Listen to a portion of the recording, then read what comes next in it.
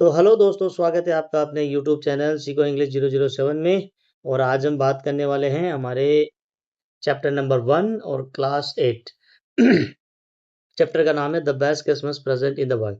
तो दोस्तों, इसके अंदर चैप्टर बड़ा है, तो मे भी हो सकता है कि आपका ये वीडियो 3 पार्ट में डिवाइड हो। 2 से 3 पार्ट में आपको जरूर मिलेगा, क्योंकि इसके अंदर क्वेश्चन आंसर भी मिलेंगे और वर्ड मीनिंग्स भी मिलेंगी। यानी चैप्टर के पीछे की जितनी भी एक्टिविटी है आपकी बुक में, एनसीईआरटी की जो बुक के पीछे इंग्लिश की, उसमें सारी एक्टिविटी आपको मैं दूंगा इसमें। ठीक है, तो बिना देरी के स्टार्ट करते हैं। तो सबसे पहले हम पढ़ेंगे introduction. Before you read, there are some dates और periods of time in the history of the world that are so significant that everyone knows and remembers them. The story you will read mention one such date and event, a war between the British and the Germans in 1914. Can you guess which war it was? और यहाँ पे कुछ dates के नाम दिए हुए। Do you know which event the dates below refer to? हाँ, तीन इधर तो 6 है टोटल, है ना। डेटा पढ़ लेना और इनके आंसर आपको, the answer are on pages 23। तो पेजेस 23 पे आंसर मिलेंगे, लेकिन मैं आपको पहले बता दूंगा, कोई बात नहीं। तो हम पढ़ते हैं। तो इसमें बोला है ऑथर ने कि दुनिया के इतिहास में कुछ तारीखें या समय ऐसे होते हैं जो इतने ज़्यादा खास और महत्वपूर्ण होते हैं कि हर कोई उन्हें जानता है और याद रखता है। जो कहानी आप आगे पढ़ने वाले हैं उसमें भी एक ऐसी खास तारीख और घटना का जिक्र है जो साल 1914 में अंग्रेज़ों और जर्मनी के बीच में युद्ध लड़ा गया था।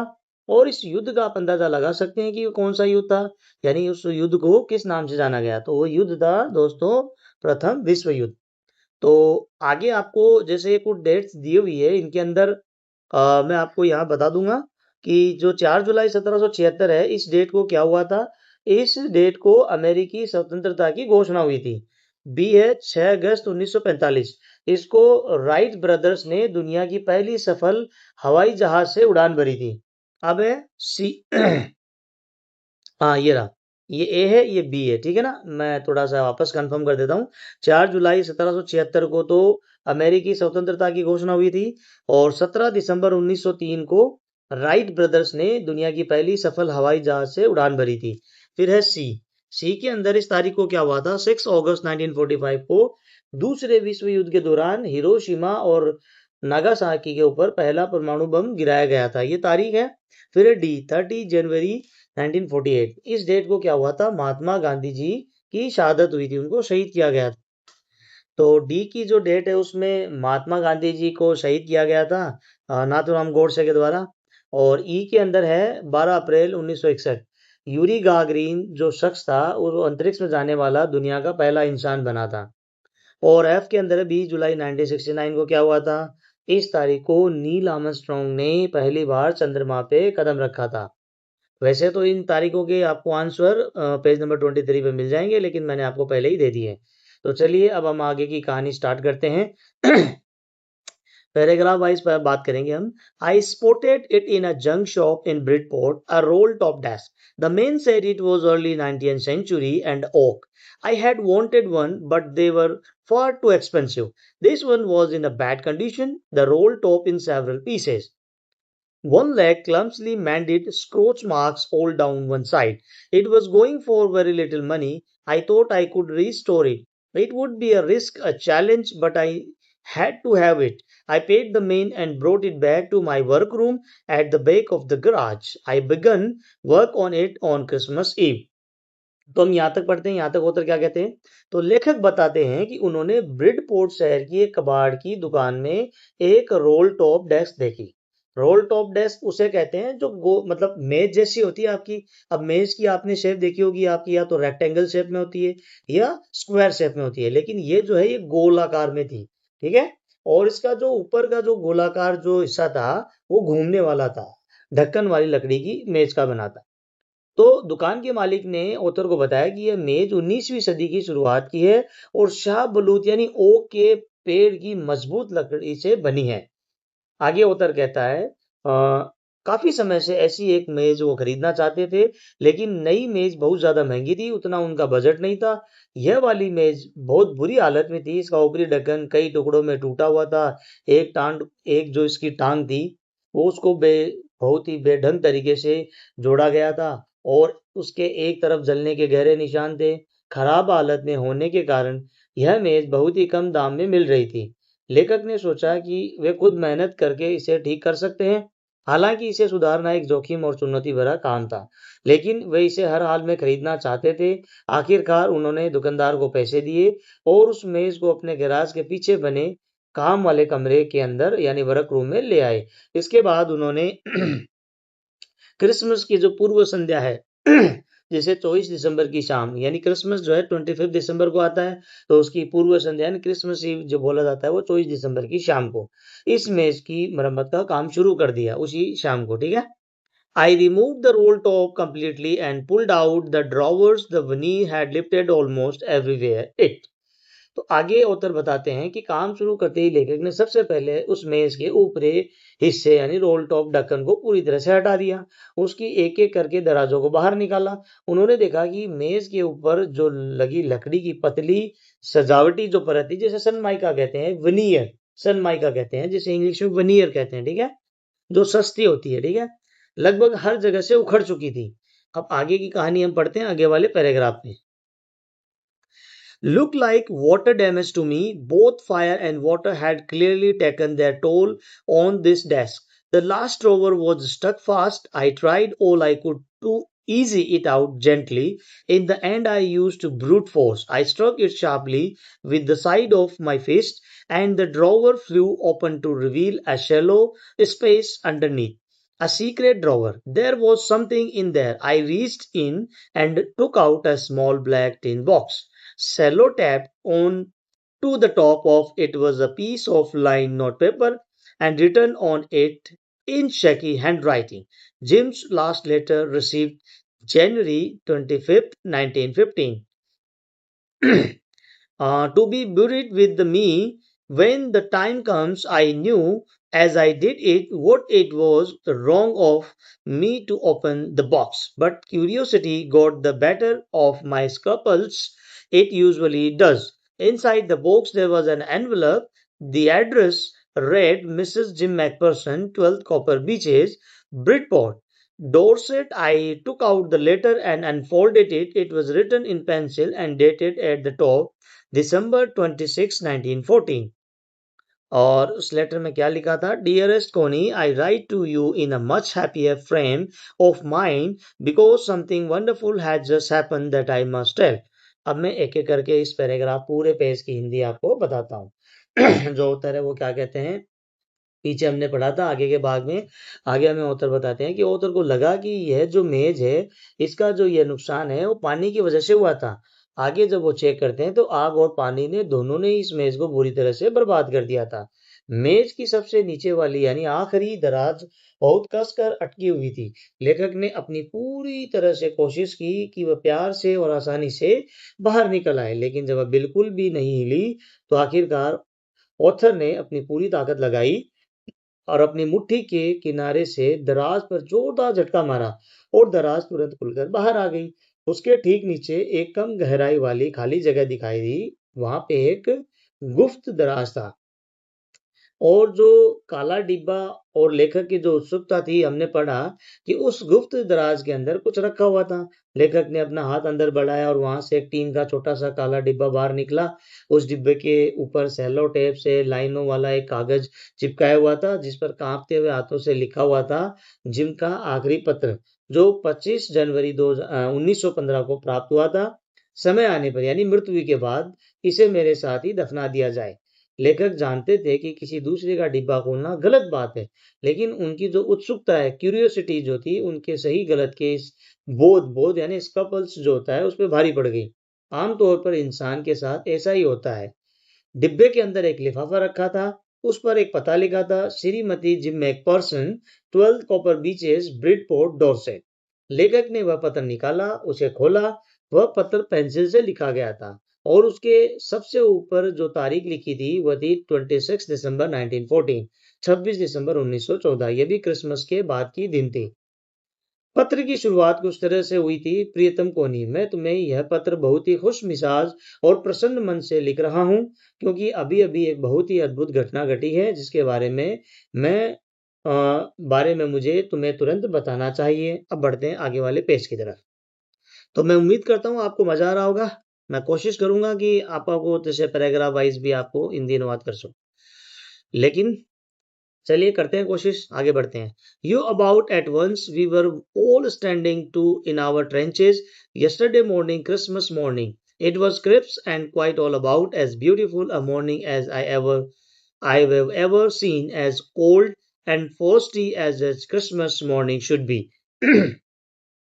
I should like to be able to tell you what we began it, but the truth I am ashamed to say is that Fritz began it. First, someone saw a white flag waving from the trenches opposite. Then they were calling out to us from across no man's land. Happy Christmas, Tommy. Happy Christmas. When we had got over the surprise, some of us shouted back, Same to you, Fritz, same to you. I thought that would be that we all did, but then suddenly one of them was up there in his grey greatcoat and waving a white flag. Don't shoot, lads, someone shouted, and no one did. Then there was another Fritz up on the parapet and another keep your heads down. I told the men it is a trick, but it wasn't. One of the Germans was waving a bottle above his head. It is Christmas Day. Tommy, we have champagnes, we have sausages, we meet you. Yes, by this time there were dozens of them walking toward us across no man's land, and not a rifle between them. Little Private Morris was the first up. Come on, boys, what are we waiting for? And then there was no stopping them. I was the officer. I should have stopped them there. And then I suppose, but the truth is that it never even occurred to me. I should all along their line and ours I could see men walking slowly towards one another, grey coats, khaki coats meeting in the middle, and I was one of them. I was part of this. In the middle of the war, we were making peace. You cannot imagine, dearest Connie, my feelings as I looked into the eyes of the Fritz officer who approached me and outstretched hands full. He said, gripping my hand warmly and holding it, I am from Dusseldorf. I play the cello in the orchestra. Happy Christmas. तो चलिए दोस्तों हिंदी अनुवाद की तरफ चलते हैं। Author क्या बता रहे हैं इसके अंदर। जिम अपनी पत्नी को जो पत्र लिखते हैं उसमें आगे बताते हैं कि कल सुबह यानी क्रिसमस की सुबह हम सभी खाइयों में अपनी अपनी जगह पर मुस्तैद खड़े थे। चारों तरफ एकदम शांति। ये वाले पैराग्राफ की बात कर रहा हूँ पहले ना। चारों तरफ अपनी अपनी जगह पर मुस्तैद खड़े थे, शांति और ताजगी भरी ठंड थी।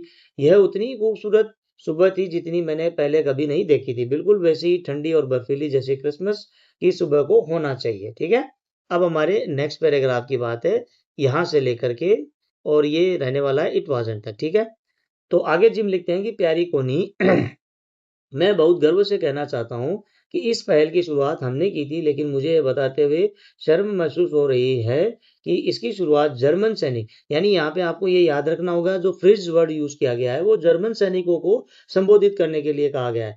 फ्रिज यानी जर्मन सैनिक। तो हमने मतलब ऑथर कहता है कि हमें शर्मिंदगी महसूस हो रही थी कि इसकी शुरुआत जर्मन सैनिकों ने की थी। सबसे पहले किसी ने सामने वाली खाइयों से एक सफेद झंडा जो शांति का प्रतीक होता है वो लहराते हुए देखा, और फिर दोनों सीमाओं के बीच वाली जो खाली जमीन है जिसे नो मैंस लैंड कहते हैं उसके पार से हमें आवाज देने लगे, happy Christmas Tommy, happy Christmas. जब हमारा आश्चर्य थोड़ा कम हुआ तो हम में से भी कुछ सैनिकों ने वापस चिल्लाकर जवाब दिया कि आपको भी मुबारक हो फ्रिज। तो यहाँ पे फ्रिज तो कहा गया जर्मन सैनिकों को, और टॉम जो यहाँ पे जो टॉम कहा गया है टॉमी वो कहा गया है ब्रिटेन के सैनिकों को। ठीक है, आपको समझने में थोड़ी आसानी। टॉमी यानी ब्रिटिश सैनिक है और फ्रिज यानी जर्मन सैनिक। तो आपको भी मुबारक हो। और मुझे लगा कि ये बात यहीं खत्म हो जाएगी और हम सब ने यही सोचा था, लेकिन तभी अचानक उनमें से एक सैनिक अपनी जो स्लेटी जो ग्रे रंग का बड़ा सा ओवरकोट पहने ऊपर आया और सफेद झंडा लहराने लगा। किसी ने आवाज लगाई, गोली मत चलाना साथियों। किसी ने भी गोली नहीं चलाई। फिर एक एक करके और भी जर्मन सैनिक जो मुंडेर होती है उस पर आने लगे। मैंने अपने जवानों से कहा अपने सिर नीचे रखो। यह उनकी कोई चाल हो सकती है लेकिन वह कोई चाल नहीं थी। तो अभी आपको स्क्रीन पे ये पैराग्राफ दिख रहा होगा। अब हम इसकी बात करने वाले हैं। ठीक है, तो जर्मन सैनिकों में से एक ने अपने सिर के ऊपर बोतल लहरा रहा था यानी नाच रहा था। वो बोला आज क्रिसमस का दिन है टॉमी, हमारे पास पीने के लिए स्नैप्स है और खाने के लिए बहुत सारा स्वादिष्ट भोजन है, सॉसेज है, क्या हम आपस में मिले, हाँ या ना? देखते ही देखते दर्जनों सैनिक सीमाओं के बीच की खाली जमीन जो नो मैंस लैंड है, उसको पार करके हमारी ओर पैदल आने लगे और किसी के पास भी कोई राइफल या हथियार नहीं था। हमारी तरफ से छोटे-छोटे कद का एक सैनिक था, प्राइवेट मॉरिस। सबसे पहले वह खड़ा हुआ और बोला, चलो साथियों, अब हम किस बात का इंतजार कर रहे हैं? हमारे साथी हमें बुला रहे हैं। इसके बाद तो सैनिकों को रोक पाना जैसे नामुमकिन सा हो गया था। हालांकि मैकपर्सन बोलते हैं कि मैं उनका अफसर था, बट मुझे उन्हें तुरंत वहीं रोक देना चाहिए था। लेकिन सच तो यह है कि उस पल मेरे मन में उन्हें रोकने का ख्याल तक नहीं आया। दोनों सीमाओं के आर पार मुझे बस सैनिकों के एक दूसरे की तरफ बढ़ते बढ़ते कदम दिख रहे थे। जर्मन सैनिकों के स्लेटी कोट, ब्रिटिश सैनिकों के खाकी कोट बीच में मैदान में आपस में मिल रहे थे। मैं भी उन्हीं में से एक था। हम भयानक युद्ध के ठीक बीचों बीच शांति का निर्माण कर रहे थे। अब आगे करते हैं इस वाले पैराग्राफ की बात। तो प्यारी कोनी, तुम्हें अंदाजा भी नहीं लगा सकती कि जब हम उस जर्मन अफसर ने मेरी तरफ हाथ बढ़ाकर अपनी आंखों में देखा तो मुझे कैसा लगा, कैसा महसूस हुआ। उसने मेरा हाथ बहुत ही गर्मजोशी से थामा और कहा, मेरा नाम हैंस वुल्फ है, डूसेल्डॉर्फ शहर का रहने वाला हूँ और ऑर्केस्ट्रा में सेलो यानी एक तरह का वाद्य यंत्र होता है, वह बजाता हूँ, और तुम्हें क्रिसमस मुबारक हो। आगे बढ़ते हैं पेज में। तो आगे बढ़ते हैं दोस्तों। Captain Jim McPherson, I replied, and a happy Christmas to you too. I am a school teacher from Dorset in the west of England. Aha, Dorset, he smiled. I know this place. I know it very well.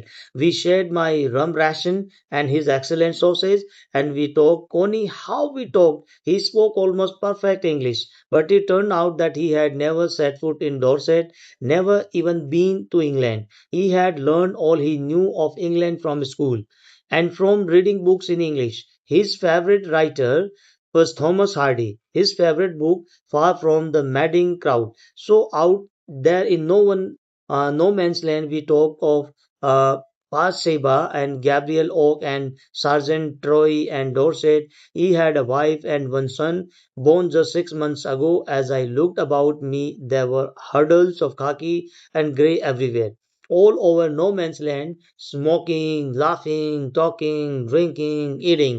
Hans Wolf and I shared what was left of your wonderful Christmas cake, Connie. He thought the marzipan was the best he had ever tasted. I agreed, we agreed about everything, and he was my enemy. There never was a Christmas party like it, Connie. Then someone I don't know who brought out a football. Great coats were dumped in piles to make a goal post, and the next thing we knew, it was Tommy against Fritz out in the middle of no man's land. Hans Wolf and I looked on and cheered, clapping our hands and stamping our feet to keep out the cold as much as anything. There was a moment when I noticed our breaths mingling in the air and between us. He saw it too and smiled. Jim McPherson, he said after a while, I think this is how we should resolve this war. A football match, no one dies in a football match, no children are orphaned, no wives become widows. I would prefer cricket, I told him. Then we Tommies could be sure of winning probably.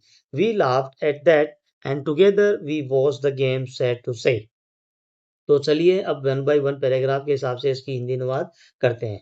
तो ये जो वाला है captain gym Macpherson, इसकी पहले मैं बात करूंगा हिंदी के अंदर, फिर आगे वाले जो है पैराग्राफ की तरफ चलेंगे। तो इस पैराग्राफ से हमें एक बात सीखने को मिलती है दोस्तों। पहले हम पढ़ लेते हैं, फिर बात करते हैं। जिम आगे बताते हैं कि उन्होंने जर्मन अफसर को जवाब दिया कि मैं कैप्टन जिम मैकफर्सन हूँ।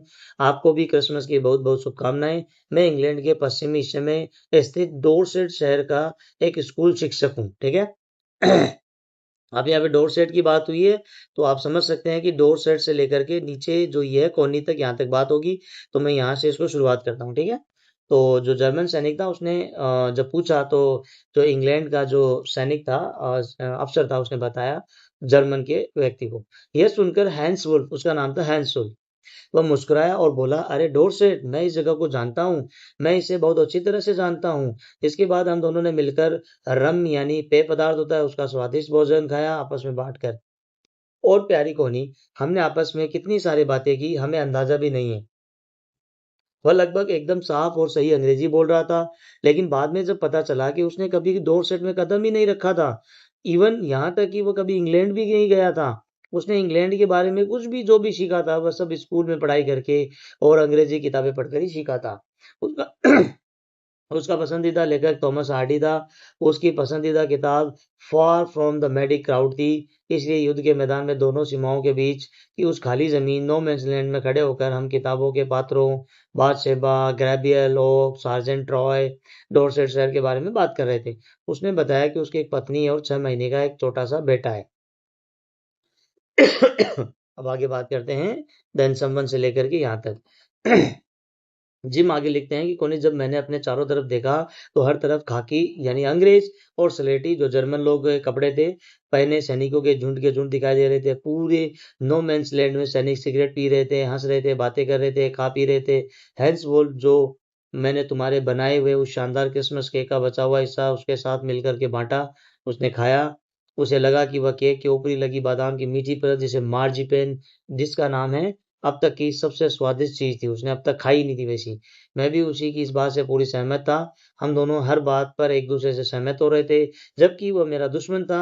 ओ नहीं, ऐसी अद्भुत क्रिसमस पार्टी दुनिया में पहले कभी नहीं हुई होगी जो उस समय चल रही थी। फिर पता नहीं, अब इस वाले पैराग्राफ की है ना, अब पता नहीं कि कहीं से कोई एक फुटबॉल लेकर आ गया।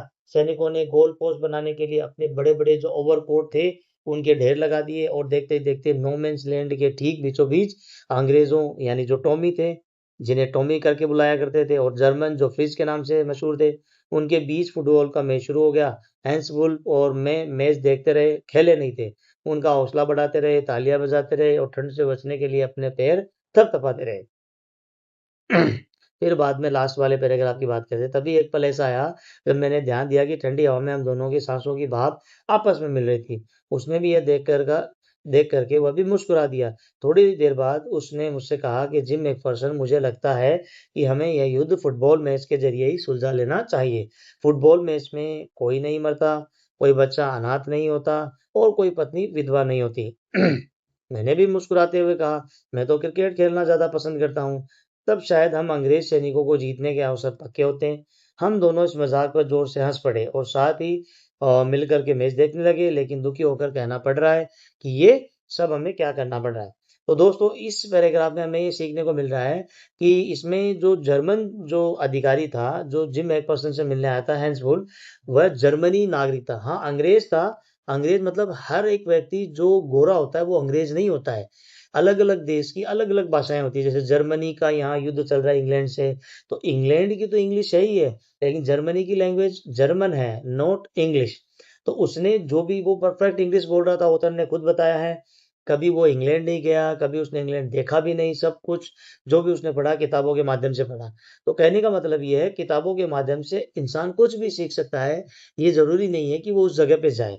जैसे यहाँ पे हैंस वुल्फ ने घर बैठे-बैठे यानी अपने ही देश में रह करके वह जो इंग्लिश लैंग्वेज है वह सीखी है और इंग्लैंड के बारे में पढ़ा है।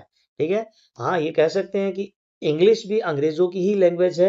उन्हीं की जो दी हुई लैंग्वेज है, उन्हीं की मातृभाषा है और क्रिकेट भी उनके ही देश का खेल है। तो वो क्रिकेट को बहुत अच्छी सी तरीके से खेल सकते हैं। यही बात जिम मैकफर्सन ने कहा कि अगर क्रिकेट होता तो हम ज़रूर जीतते। तो फुटबॉल जो है वो जर्मन या बाकी देशों का है, लेकिन इंग्लैंड का नहीं। अब तो इंग्लैंड में भी खेले जाने लगा है। ठीक है? तो इस बात से हमें ये सीख मिलती है कि हमें किताबों के ज़रिए से इंग्लिश सीख सकते हैं। ये कोई मुश्किल काम नहीं। तो दोस्तों, ये वीडियो हमारी लंबी होगी, इसलिए ये जो पार्ट 1 है मैं यहीं पे एंड करता हूँ। उम्मीद करता हूँ आपको ये वीडियो पसंद आई होगी, तो लाइक करना ना भूलें। लाइक करें, शेयर करें और कमेंट करके ज़रूर बताएँ आपको नेक्स्ट कौन-सा टॉपिक चाहिए। जो भी चाहिए आप कमेंट में बता सकते हैं, आपको मिलेगा 100%। कोई ग्रामर का, कोई रीडिंग का, कुछ भी। तो दोस्तों, ये था हमारा पार्ट 1 चैप्टर नंबर 1 का, क्लास 8 का। मिलते हैं नेक्स्ट पार्ट 2 के अंदर। तब तक के लिए बने रहिए अगले पार्ट 2 के लिए और तब तक लर्निंग करते रहिए और सीखते रहिए जैसे हैंस वुल्फ ने सीखा है।